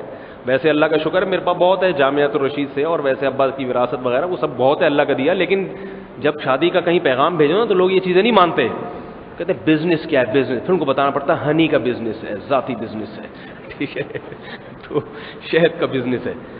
تو اب یہ سنتے ہیں نا لوگ تو انویسٹمنٹ کے چکر میں پیسہ, مفتی صاحب آپ بتائیے 50 لاکھ تھوڑا سا ہمارا بھی ہو جائے گا. میں کہتا نہیں, اتنا ٹائم نہیں ہے ہمارے پاس. تو اب ہوتا کیا ہے, پیسے آپ کسی کو دے رہے ہیں نا مشورہ, وہ مشورہ کیا دے گا؟ مجھے دے دو. ایک طریقہ بتاؤں آپ کو, یہ ہمارے والد صاحب نے ہمیں بتایا تھا. 2-4 بس تھوڑی سی بات سمیٹ کے میں اپنی بات ختم کرتا ہوں. ہمارے والد صاحب نے ہمیں بتایا, وہ بڑی پتے کی بات بتائی تھی, اس کا بڑا فائدہ ہوا. آپ لوگ میں بھی کسی کے پاس پیسہ ہو نا تو وہ بات دماغ میں رکھیں, یہ بڑوں کے بوڑھوں کے تجربے ہوتے ہیں. کہتے ہیں جب بھی کوئی شخص تمہارے پاس آئے کہ مجھے یہ کاروبار رن کرنا ہے, اس کے لیے اتنا پیسہ چاہیے اور اس کاروبار میں اتنا نفع اتنا نفع اتنا نفع, تو اس سے پوچھو کہ پھر اپنے پیسے کیوں نہیں لگا لیتے سارے, اور اس میں اپنے پیسے کتنے لگا رہے ہو. اگر وہ کہیں میرے پاس پیسے ہی نہیں ہے, جواب میں کیا کہے گا؟ میرے پاس پیسے ہی نہیں ہے اس لیے آپ سے پیسے لے رہا ہوں. بولے باپ کے پاس پیسے ہی نہیں ہے تو پھر آپ کو کاروبار کا پتہ کیسے؟ کاروبار تو تجربوں سے چلتے ہیں اور اس کے لیے پہلے سے پیسہ ہونا ضروری. تو مجھے جب وارث صاحب کی وراثت ملی تو ایسا ہی ہوا, جن جن کو پتہ چلا وہ آ گئے. ایک صاحب آئے میرے پاس, مجھے ہوٹل میں لے گئے, چائے شائے پیتے ہیں, ذرا بات کرنی ہے آپ سے. میں نے کہا چلیں جی. دودھ پتی منگوا لی. گلشن اقبال میں رہتا تھا میں, آگے چائے شائے بڑے شیشے میں اتارا. کہہ رہے ایکچولی بات اصل میں یہ ہے, انسان کو بولنا آ جاتا ہے, کیسا ہی نکھٹو ہو نا جس کو بات کرنے کا طریقہ نہ آئے. جب کسی کی جیب سے پیسہ نکلوانا ہو تو میٹرک میں 3 دفعہ فیل ہونے والا آدمی بھی ایسی بہترین تقریر کرتا ہے اور ایسے طریقے سے بات کرتا ہے. یہ گولے گنڈے والوں کو دیکھیں آپ, ان کی بات کا اسٹائل دیکھیں تو ایسا طریقہ آ جاتا ہے نا کہ سب پڑھے لکھے بن جاتے ہیں. ایکچولی بات یہ کہ آج کل گاڑیوں کا جو بزنس ہے نا, بہت پرانی گاڑی خرید کے اس کو ریپیئر کر کے بیچو. تو میں یہ چاہ رہا ہوں کہ آپ مولوی آدمی ہیں, مسجد میں امامت کرتے ہیں, آپ لوگوں کے پاس ویسے ہی بیچارے غریب غربا ہوتے ہیں, ان کا خیال تھا. تو میں چاہتا ہوں کچھ آپ کا بھی کچھ حساب کتاب اچھا ہو جائے. کام میں کروں گا, پیسہ آپ کا تھوڑا بہت استعمال ہو جائے گا, غلط جگہ غلط ہاتھوں میں نہ چلا جائے. تو آپ کا دوست ہوں میں, میرے پاس آئے گا تو ذرا صحیح ہو جائے گا حساب کتاب. تو میں پرانی گاڑیاں خریدوں گا, ریپیئر کر کے بیچوں گا. فی گاڑی 5-6 ہزار کی, بس زیادہ نہیں. میں آپ کو زیادہ سپنے نہیں دکھاؤں گا, میں آپ زیادہ خواب نہیں. حلال جو ہے نا تھوڑا ہی ہوتا ہے, 5-6 ہزار بچت ہو جائے گی. تو بھائی 5-6 ہزار بھی اگر بچت ہو رہی ہو تو کیا جا رہا ہے انسان کا اس میں. تو ایسا ہے کہ پھر لیکن کبھی کبھار ایسا بھی ہوگا کہ گاڑی ابھی خریدی اور بک نہیں رہی, تو اس میں تھوڑا ویٹ بھی کرنا پڑے گا آپ کو. پوری تقریر لیکن ہے بڑا پروفٹ ہے, یہ فلانا ڈمکانا, کتنے پیسے چاہیے, زیادہ نہیں, لاکھ سے شروع کرتے ہیں. بس موٹر سائیکل سے شروع کرتے ہیں, گاڑی تو بعد میں آئے گی, 1 لاکھ سے شروع. تو میں نے کہا آپ ماشاءاللہ گلشن اقبال میں رہتے ہیں, آپ کے پاس 1 لاکھ روپے نہیں ہے بھائی, اپنے لاکھ سے ہی شروع کر لیں. ٹھیک ہے. کہنے لگے کیا مطلب, میں چاہ رہا ہوں کہ پیسہ آپ کا ہو, محنت میری ہو. میں نے کہا اگر پیسہ بھی آپ کا ہو, محنت بھی آپ کی ہو, تو پورا نفع آپ کا ہوگا, یہ فائدہ ہوگا آپ کو. ابھی تو 50% مجھے دینا پڑے گا, پیسہ بھی آپ کا, محنت بھی آپ کی, تو پورا پروفٹ آپ. کہہ رہے میں چاہ رہا ہوں آپ کے ساتھ تعاون ہو جائے. میں نے کہا ویسے ہی 5,000 روپے مہینے میں دے دیا کرو بھائی, تعاون اگر ہو جائے. پورا نفع اٹھاؤ, اس میں سے فری پھوکٹ میں 5,000 بچت ہوئی, 2,500 مجھے ہدیہ دے دو, ختم. میں لے نہیں رہا تھا, ایک بس مثال دے رہا تھا, ویسے دے دو نا بھائی. کہہ رہا یار آپ لوگ مولوی لوگ جو ہے نا, ان کا دماغ وہ ہوتا ہے, یہ نہیں, ان کو نہیں, یہ ایسے ہی رہیں گے, غریب کے غریب ہی رہیں گے. یہ ایک ایماندار آدمی ملا ہے, کاروبار چلا کے دے رہا ہے کہ آپ گھر بیٹھے ہو, آپ کی خدمت ہو جائے. میں نے کہا بھائی مجھے ایسی خدمت نہیں چاہیے, میرے پاس ٹائم نہیں ہے کہ میں آپ کے پیچھے بھاگتا پھروں. بھائی میرے پیسے دے دے. اس دفعہ تو 6 مہینے ہو گئے, گاڑی کھڑی ہوئی ہے, تو چل رہا ہے, گاڑی اپنی جگہ کھڑی ہوئی ہے. جس کو آپ پیسہ دے دو نا وہ چلتا رہے گا, آپ کے پیسے سے جو چیز خریدے گا وہ کھڑی نظر ہے, وہ ہمیشہ روئے گا, یہ دیکھو یہ کیا ہے, یہ بک نہیں رہی, کیا ہائے, پھنس گئے, ہائے. 2-4 دفعہ تو کرے گا. تو یہ ہوتا ہے حساب کتاب, اندر کچھ ہے باہر کچھ اور. ایک اور صاحب آئے میرے پاس, وہ کہنے لگے ایک میں نے دکان خریدی ہے, بہت زبردست دکان کا سودا ہو رہا ہے, اور بس میں آپ پہ بڑا لٹو ہو گیا ہوں, میں چاہ رہا ہوں آپ کے نام سے ہو جائے وہ دکان. میں نے کہا بھائی میرے نام سے کیوں؟ کہہ رہے بس یار ہمیں آپ سے محبت ہے, ہم چاہتے ہیں کہ شاپ کے بھی ہدیے شدیے ہو جائیں تو اچھا ہے. دکان تو آپ اپنے نام سے, یعنی ڈاکومنٹ آپ کے نام پہ بنیں گے, سودا کیا ہوگا, پیمنٹ میں کروں گا, دکان آپ کے نام پہ ہوگی. میں نے کہا مجھے نہیں چاہیے, اگر آپ کو اتنی محبت ہے جتنی پیمنٹ آپ نے دکان, وہ مجھے ڈائریکٹ پیمنٹ ہی دے دیں, میں دکان خود خرید لوں گا جب فرصت ہوگی. ٹھیک ہے. 50 لاکھ کی دکان ہے, 1 کروڑ کی دکان ہے, پھنسواتے ہیں. اب کیا ہے کہ میں نے اپنے نام سے کر لی, اس نے پیمنٹ پے نہیں کی, جس کی دکان ہے وہ کہاں کھڑا ہوگا, میرے گھر آ کے بولے گا ڈاکومنٹ تو آپ کے نام پہ بنے, پیسے نکالو. میں اس بندے کو کہاں تلاش کروں گا بھائی جا کے. میں نے کہا مجھے دکان نہیں چاہیے بھائی. تو آپ کو اتنی محبت ہے تو آپ کیا کریں, 50 لاکھ کی دکان ہے, 50 چھوڑیں, 2 لاکھ روپے ہی دے دیں خالی مجھے آپ, میں خوش ہو جاؤں. ویسے ہی کہہ رہا تھا, یہ نہیں مقصد یہ نہیں تھا کہ پیسے مانگ رہا ہوں میں اس سے.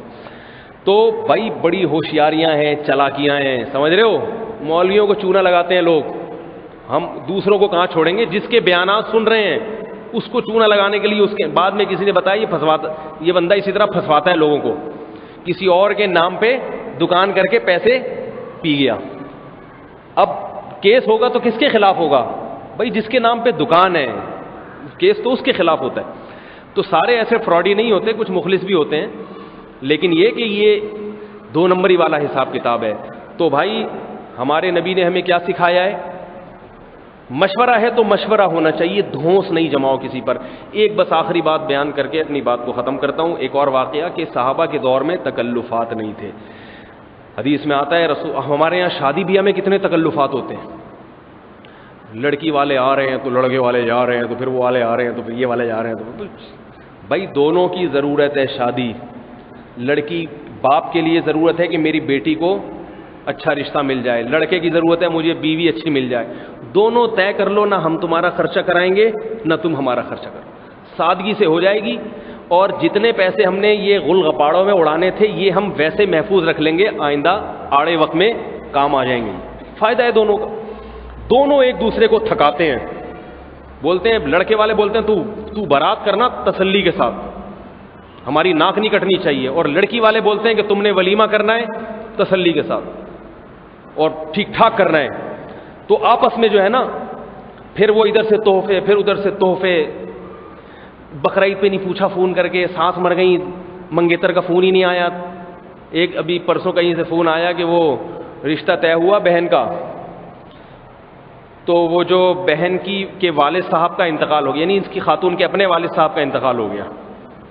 تو منگیتر نے فون نہیں کیا, متوقع سسر کے ابھی بنے نہیں ہیں, متوقع سسر کی تعزیت نہیں کی انہوں نے. اس بنیاد سے رشتہ توڑ دیا. میں نے کہا بھائی وہ ابھی بننے تو دو, کچھ بنیں گے تو پھر تعزیت ہونا. ابھی تو صرف زبانی کلامی بات ہوئی ہے.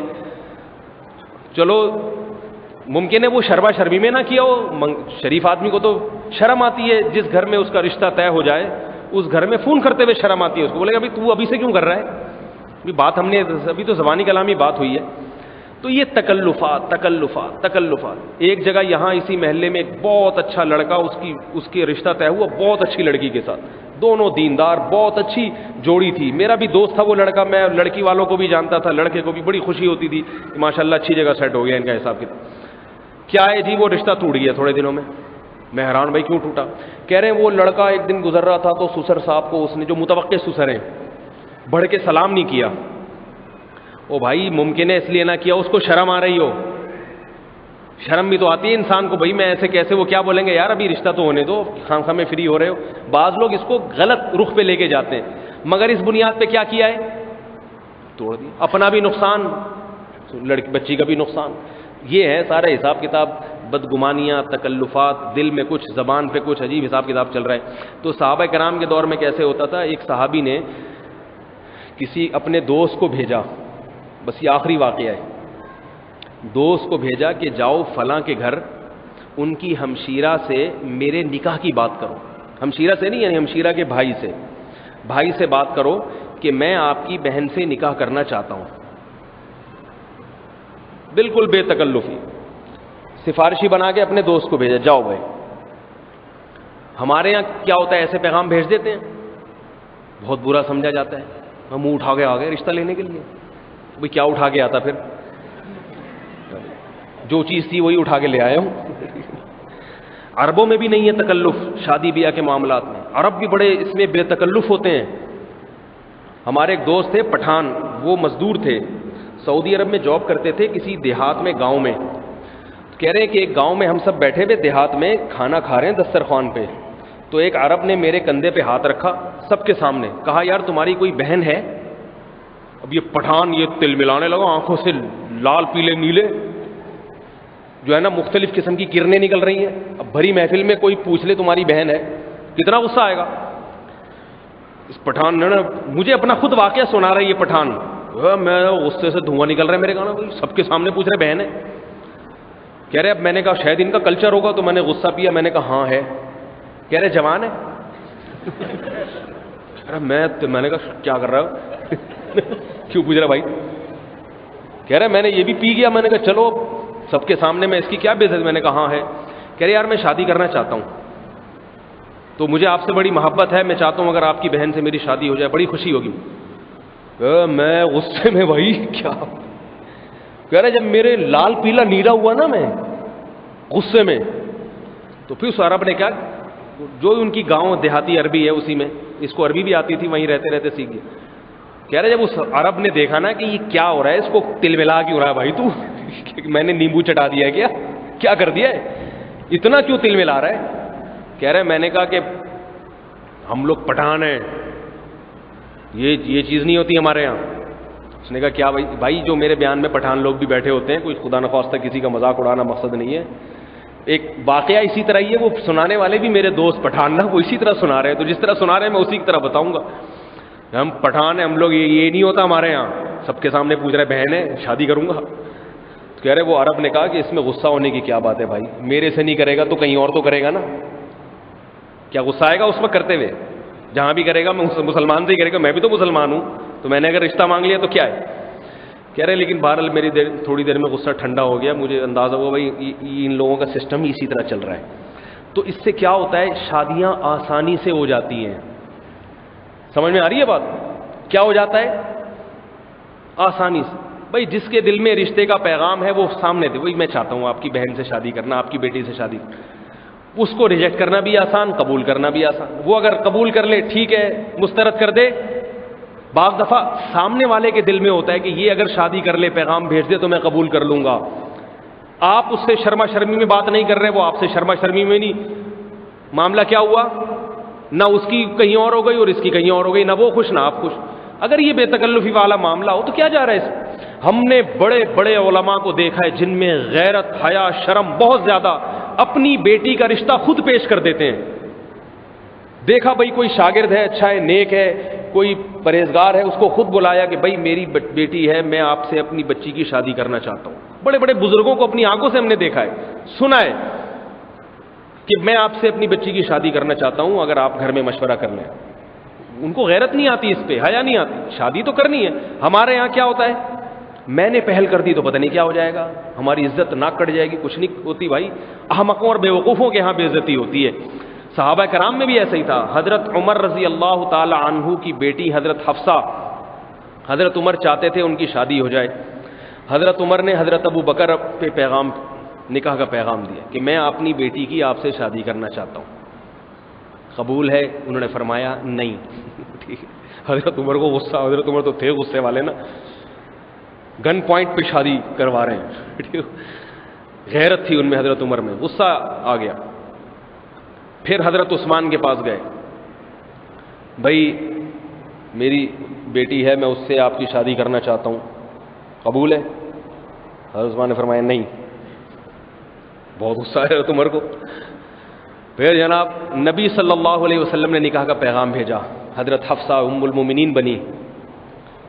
جب نبی نے پیغام بھیجا تو حضرت عمر خوش ہو گئے، فوراً شادی کر دی. بھئی یہ تو سب سے بہتر.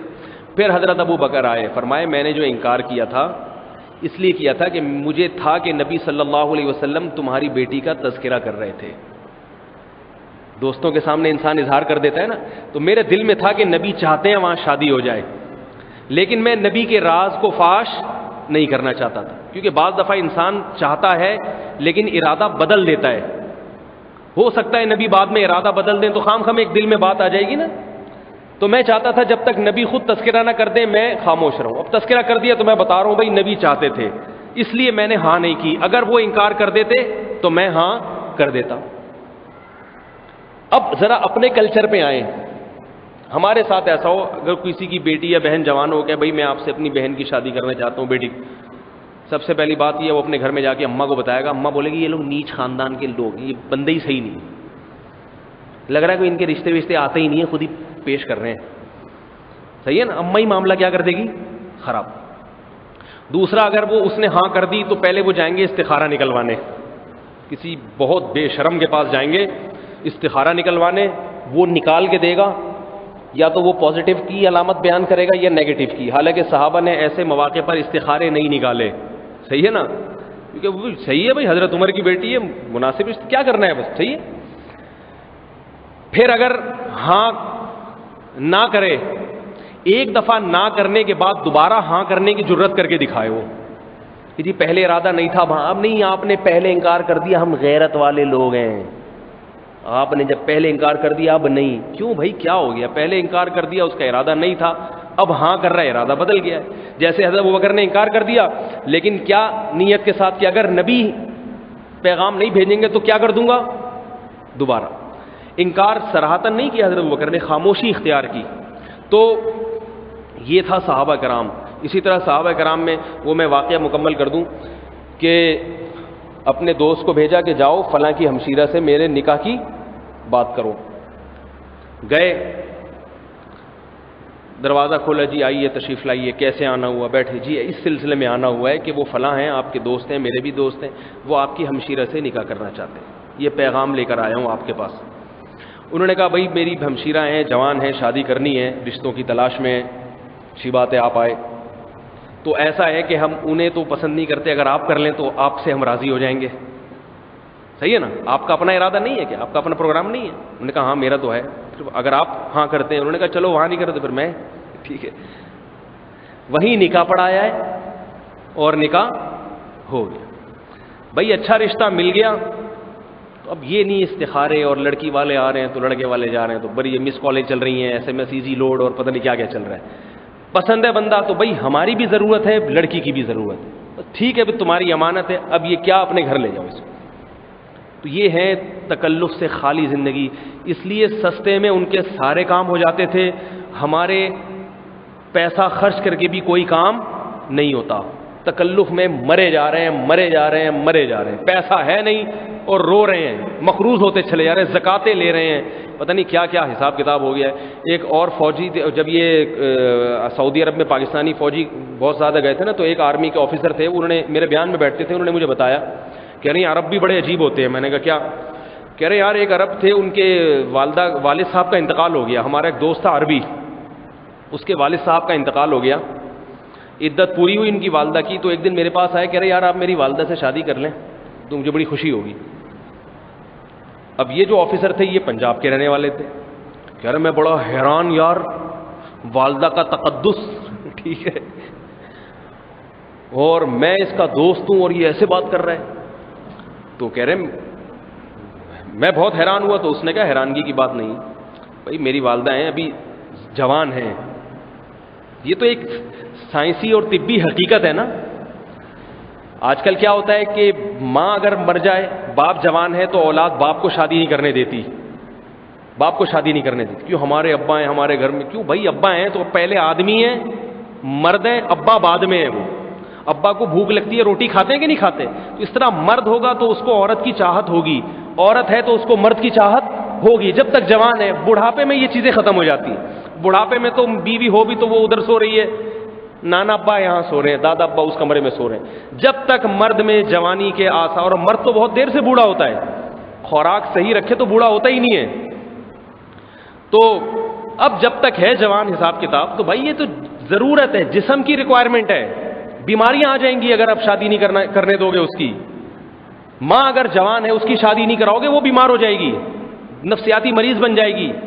اور باپ اگر جوان ہے اس کی شادی نہیں کرو گے، وہ بیمار ہو جائے گا، نفسیاتی مریض بن جائے گا. ایک مسئلہ تو حیا کے خلاف ہے، لیکن میں بتانے میں حیا محسوس نہیں کروں گا کیونکہ ایک سائنسی حقیقت ہے. یاد رکھو جب انسان کی شادی ہو جاتی ہے نا، پھر اگر وہ زیادہ طویل عرصے بیوی سے دور رہتا ہے تو اس کو ایسے دماغ میں نفسیاتی امراض پیدا ہوتے ہیں، کنوارے کو نہیں ہوتے. کنوارے کی بھی بیماریاں ہیں، لیکن وہ ابھی تو چونکہ وہ اس پروسیس سے داخل نہیں ہوا. لیکن جب ایک دفعہ داخل ہو گیا تو اس کا جسم اپنے آپ کو اسی حساب سے ایڈجسٹ کرتا ہے. اب اگر وہ بیوی سے سال ڈیڑھ سال دور رہتا ہے یا بیوی مر گئی، شادی نہیں کرنے دیں گے، اس کا دماغی توازن آہستہ آہستہ خراب ہونا شروع ہو جائے گا، اس کو بیماریاں پیدا ہوں گی. اس کو یہاں تک لکھا ہے اطباء نے، پرانے طبیبوں نے، کہ ہسٹریا کے دورے تک پڑھتے ہیں، مرگی کے دورے تک پڑھنا شروع ہو جاتے ہیں انسان کو. اتنا نقصان ہوتا ہے صحت کو. عورت کو تو زیادہ ہوتا ہے، مرد کو کم ہوتا ہے. عورت تو بالکل ہی پاگل ہو جاتی ہے. لیکن کیا کہتے ہیں بھائی اس کے 6 بچے ہیں، اس کی کیوں شادی کرائیں؟ بھائی 6 بچے ہونے سے بھوک میں کمی آئی؟ کوئی روٹی جوانوں کی طرح کھا رہی ہے، ابھی بھی صبح 4 پراٹھے کھا جاتی ہے 6 بچوں والی عورت. بوڑھا تو 4 پراٹھے نہیں کھا سکتا. کیا مطلب؟ خوراک ابھی بھی جوانوں والی ہے تو ساری چیزیں جوانوں والی ہوں گی، پھر اس کی ریکوائرمنٹ جوانوں جیسی ہوگی. تو عرب یہ بات جانتے ہیں کیونکہ ان کا معاشرہ شریعت کے زیادہ قریب ہے. ہم لوگ چونکہ ہندوؤں میں زیادہ رہے ہیں نا، ہندوؤں والے حساب کتاب ہمارے زیادہ ہیں. ہندوؤں میں نہیں ہوتا شادی, وہ بہت بری بھی بے وفائی ہے یہ, ٹھیک ہے.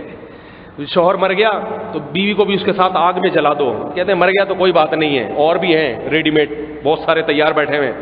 مر گیا تو ویسے بھی تو مرنا تھا, تم مر جاتی تو وہ نہیں کرتا کیا شادی, وہ مر گیا تو تم کر لو شادی. تو یہ تو شریعت تو فطرت کا دوسرا نام ہے, اس لیے شریعت ان چیزوں کو نہیں مانتی.